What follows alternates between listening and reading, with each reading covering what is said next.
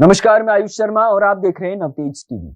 राजस्थान में राजनीतिक संग्राम थमने का नाम नहीं ले रहा है। ऐसे में वार प्रतिवार का सिलसिला लगातार जारी है, जिसको लेकर अब एक बड़ा सवाल खड़ा हो गया है।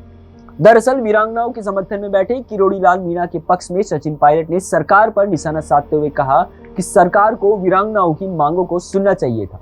उनकी मांगों को मानना नहीं मानना तो बात की बात थी, लेकिन सरकार सुनने को ही तैयार नहीं हुई। वहीं जहां तक नौकरियों की बात है तो एक दो नौकरियों से कोई बड़ा फर्क नहीं पड़ जाता है। मुद्दा काफी मार्मिक और चिंता का विषय है, तो सरकार को उसी तरीके से समझौता करना चाहिए था। माना सरकार किसी को कुछ नहीं देना चाहती, लेकिन उनके साथ बैठकर संवेदनशीलता से बात की जा सकती थी। साथ ही पायलट ने यह भी कहा कि मुझे नहीं लगता है कि इस मामले में किसी तरह की राजनीति करनी चाहिए, क्योंकि यह मुद्दा किसी एक व्यक्ति के हित का नहीं है, न ही देश किसी दल या किसी पार्टी का है, बल्कि ये देश की सुरक्षा करने वाली फौज का मामला है। देश के सैनिक सरहद पर गोली खाने को तैयार हैं, जो किसी जाति, धर्म या मानसिकता को लेकर नहीं खड़े होते हैं। तो ऐसे में इनके हिस्से में कोई कमी नहीं आनी चाहिए। माना अगर वीरांगनाओं द्वारा की गई मांग सरकार के लिए जायज नहीं थी, तो बैठकर बातचीत कर समस्या का समाधान निकाला जा सकता था। इसी बीच पायलट ने वीरांगनाओं की मांगों को जायज मानते हुए कहा कि आज भी मैं ये मानता हूँ कि मांगे कुछ बड़ी नहीं थी।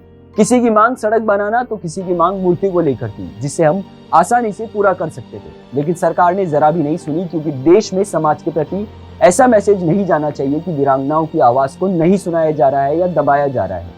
बात मानना तो दूर की बात है, बात सुनने में ईगो सामने नहीं लाना चाहिए। वहीं पायलट ने पुलिस के द्वारा वीरांगनाओं पर की गई कार्रवाई पर सवाल उठाते हुए ये भी कहा, सभी को अपनी बात रख धरना प्रदर्शन करने का पूरा अधिकार है, इसको लेकर किसी को कोई ऐतराज नहीं होना चाहिए। ऐसे में पुलिस ने उनके साथ जो बर्ताव किया है उसे कभी भी किसी व्यक्ति के साथ स्वीकार नहीं किया जा सकता है। वहीं पायलट ने अंत में तंज कसते हुए कहा कि इस तरह का बर्ताव किसके द्वारा किया गया है या करवाया गया है, इसको लेकर पूरे मामले में जांच कार्रवाई होनी चाहिए। फिलहाल के लिए इतना ही। देश और दुनिया की तमाम खबरों के लिए देखते रहिए नवतेज टीवी।